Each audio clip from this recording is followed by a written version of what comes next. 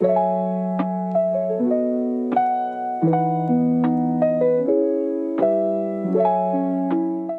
and welcome to Dolly Behown. Today I'm excited to show you how to sew our halter collar dress. This design effortlessly blends timeless sophistication with a bold contemporary vibe, perfect for making a confident statement. It features a sharp halter collar that beautifully frames the shoulders and flows into an elegant open back design, while the fitted bodice shapes the waist and transitions into a softly flared aligned skirt. To ensure the best possible quality, this pattern was professionally developed using Clo 3D software and carefully tested across all sizes for a precise, consistent fit. However, since every body is unique, you may want to make minor adjustments based on your own measurements to achieve the perfect custom fit. To follow along with today's tutorial, you can download the PDF sewing pattern using the link in the description below. Print and assemble the pattern perfectly. All pattern files are designed with layers. You have the option to print only your size or a few sizes as necessary. Click on the layers icon from the list of layers. Uncheck the icon for the sizes that you don't want to print. The for all sizes layer should always be checked. It contains all the pattern names and notes. Make sure the printer settings are set to 100% actual size.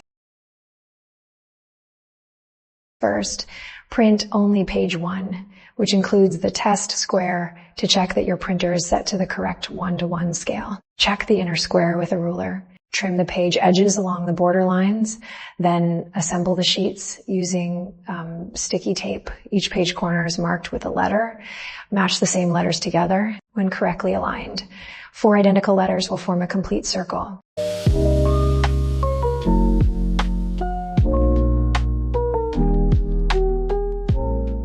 I am using a cotton twill fabric, but you can also use suiting fabric, gabardine, lightweight denim, structured polyester blends, twill satin.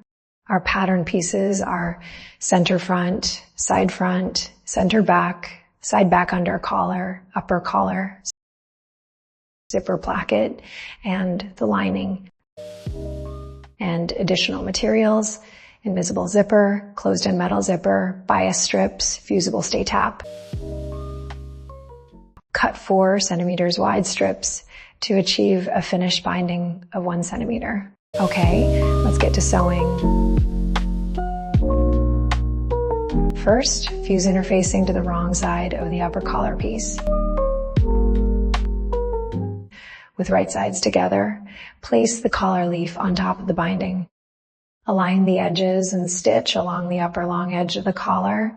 Use a magnetic seam guide to maintain a consistent 8 millimeters, about 5/16 inch seam allowance.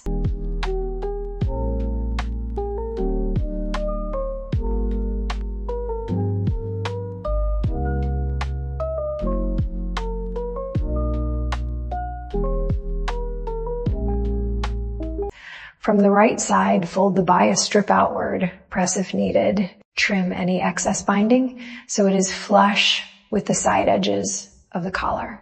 Sew along the 2 short edges of the collar in the same way as the long edge.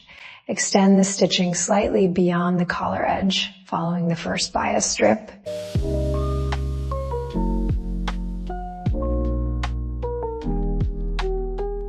Press the binding over the seam allowance.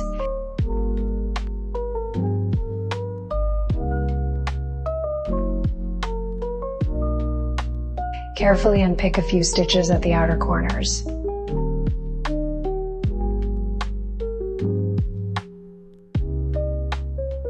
Trim the seam allowance of the long edge, binding to reduce bulk.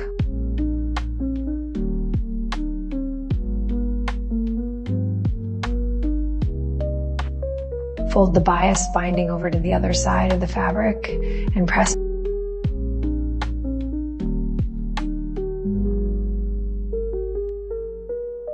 Pin the collar pieces so that the right side's together.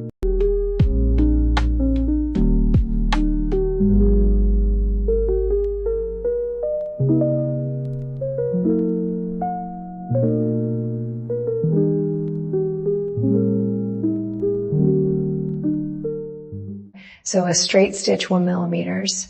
about 1/16 inch from the raw edge of the upper collar piece. Before you make the stitch that you will pivot from to turn the corner, cut a length of thread, leave your needle down, and raise your presser foot. Bring the piece of thread in between the two collar pieces on either side of the needle until it is touching the needle itself. Use your left hand to keep this piece of thread taut. Put your presser foot down and sew one stitch, leaving your needle down. You have just sewn over your thread tail. Now pull the thread on the right side over to the left around the base of the needle. Make sure both threads are positioned on the inside of the collar. Continue sewing and repeat the same steps as above for the other corner.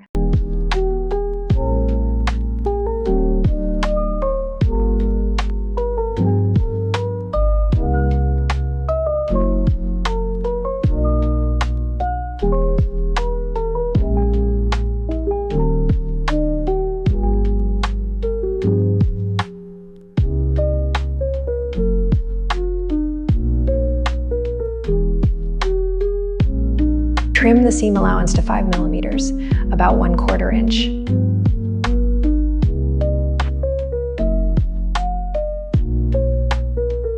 And trim the corners close without cutting your stitch line.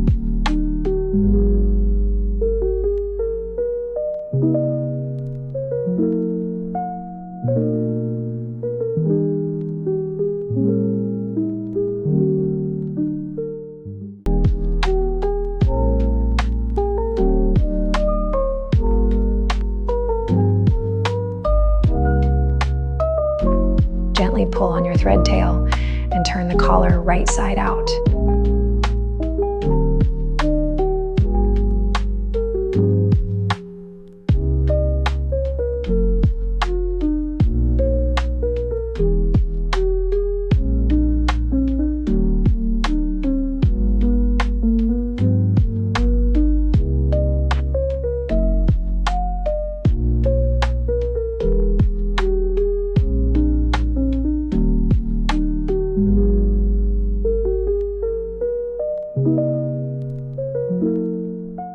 On the wrong side, ensure the seam allowance of the upper collar sits neatly beneath the seam allowance of the under collar.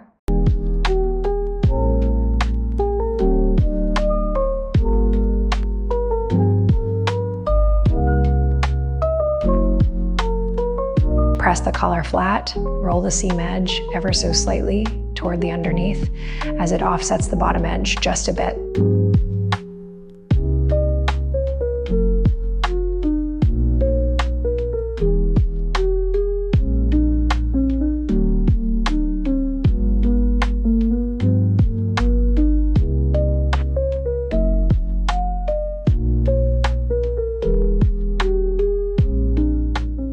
Installing a center front zipper. Using tailor's chalk, mark a vertical center line on the wrong side of the garment. Apply a strip of fusible interfacing along this line. The interfacing is at least 1 centimeter longer than the intended zipper opening. Ensure the interfacing is centered over the line. Trim the excess interfacing at the corners.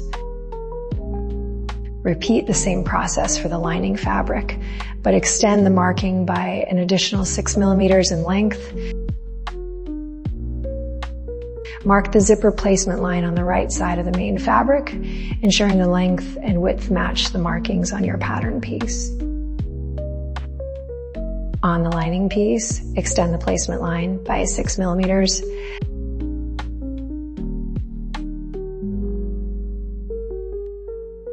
Slash a straight line down the center, stopping 1.5 centimeters short of the marked endpoint. Trim 1 centimeter off the interfacing to shorten it, then press it onto the wrong side of the zipper placket piece.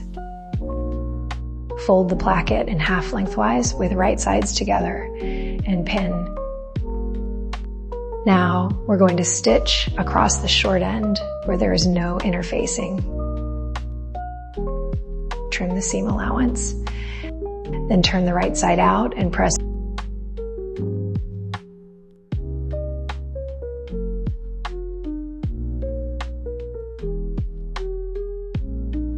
Using a ruler, mark a line 1 centimeter from the folded edge.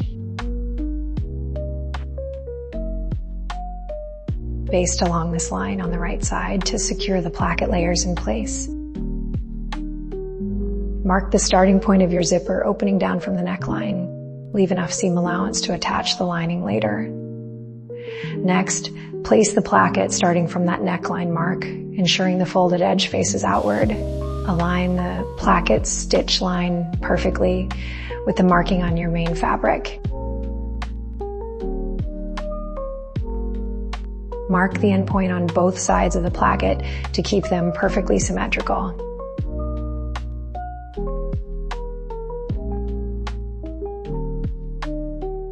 Stitch along the marked lines, backstitching at the start and end points.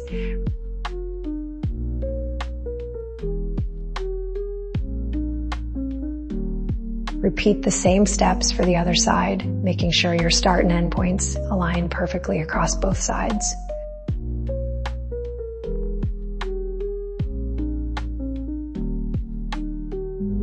Carefully slash down the middle with your scissors.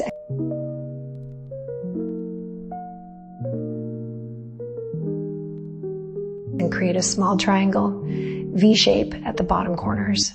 Be careful not to cut through the stitching.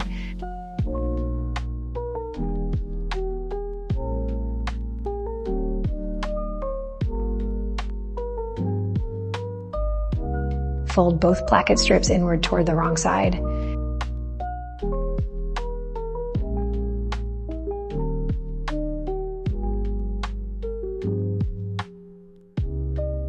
Now, flip it over and stitch across the triangle at the base to secure the opening.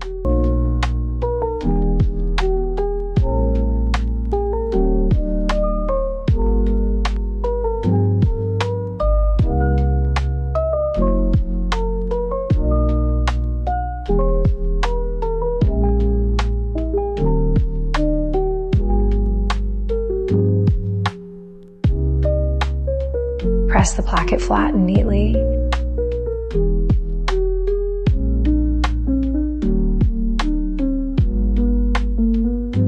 Then use a hand to base the placket in place at the center to hold it stable.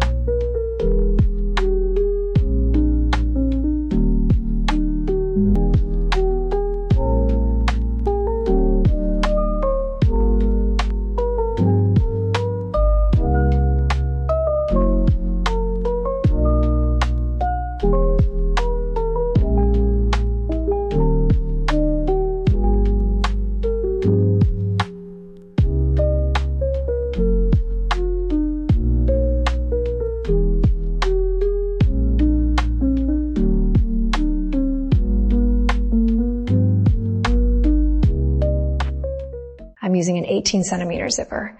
If yours is too long, you can easily shorten it by removing the teeth to reach your desired length. Place it right side up underneath the placket and pin one side in place. Fold the top of the zipper tape inward at a slight angle so the edges stay hidden from the right side. Using a metal zipper foot, stitch a straight line close to the outer edge of the zipper.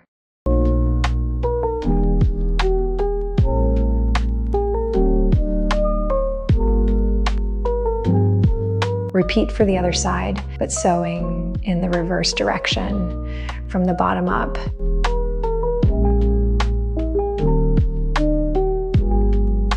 Now for the clean finish inside. Place the right side of the lining against the wrong side of the placket. Match the left side of the lining with the right side of the placket. Stitch along the previous zipper seam line, stopping exactly at your marked endpoint. Remember, your marking should be 5 millimeters longer than the bottom end of the zipper. Pivot your work and slash only the lining from the center slit toward the corner, close to the needle.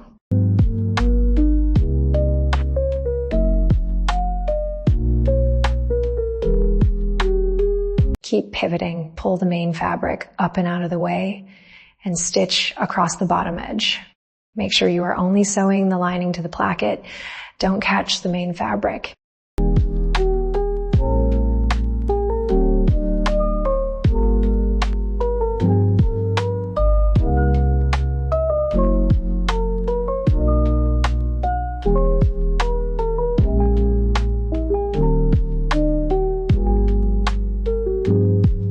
Stop at the intersection with the previous zipper stitching line, pivot again, and slash the remaining corner.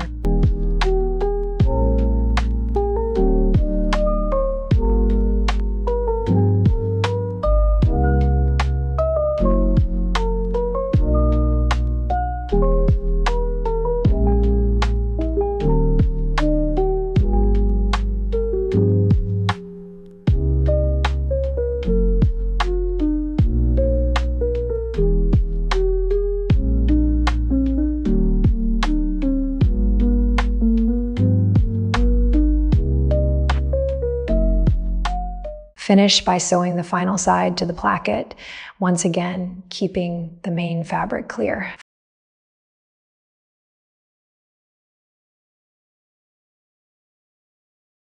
Finally, give the lining a final press and trim down the seam allowances of the placket to reduce bulk.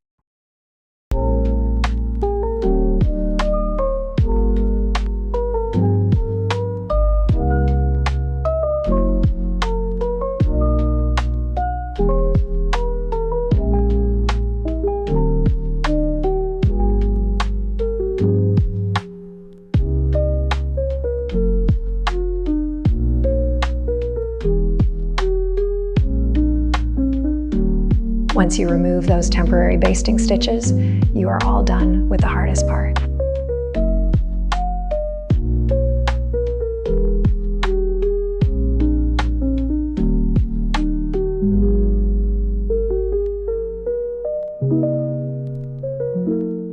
Place the back neck portions of both front pieces right sides together.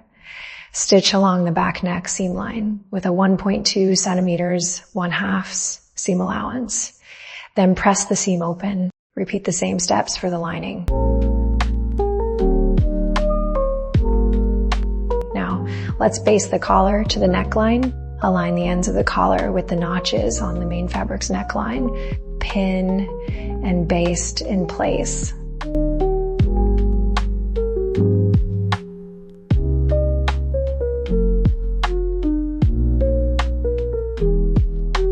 Next, place the lining and main fabric right sides together, making sure the center back is aligned. Before sewing the neckline, apply fusible stay tape along the neckline on the main fabric to prevent stretching and keep a clean shape.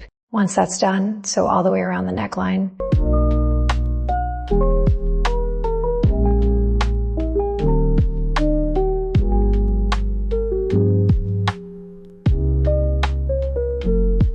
Trim off the excess seam allowance and grade the seams at the collar corners to reduce bulk.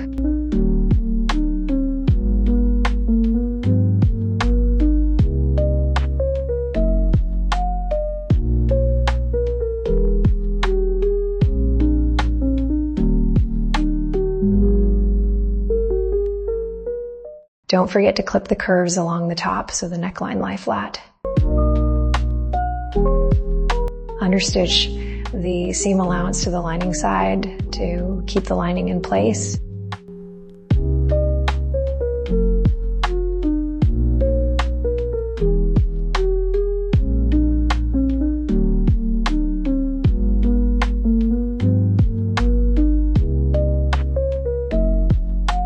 Now, let's join the side front pieces to complete the front bodice. Clip the seam allowances on the curved sections, stopping about 2 millimeters from the stitch line for both the main fabric and lining. Press all seams open. For curved seams, I highly recommend using a tailor's ham to maintain the shape.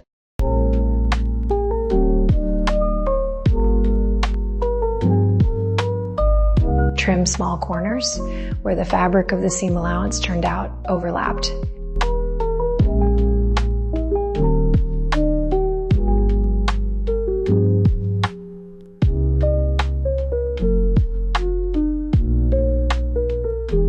Press the neckline flat. Turn the collar outward and press it neatly so it sits clean and sharp, ensuring the lining is not visible from the right side.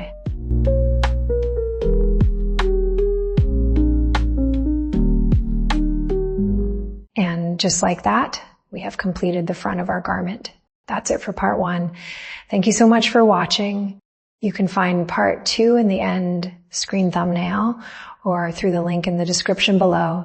The sewing pattern I'm using is also linked in the description. Thanks for following along and happy sewing.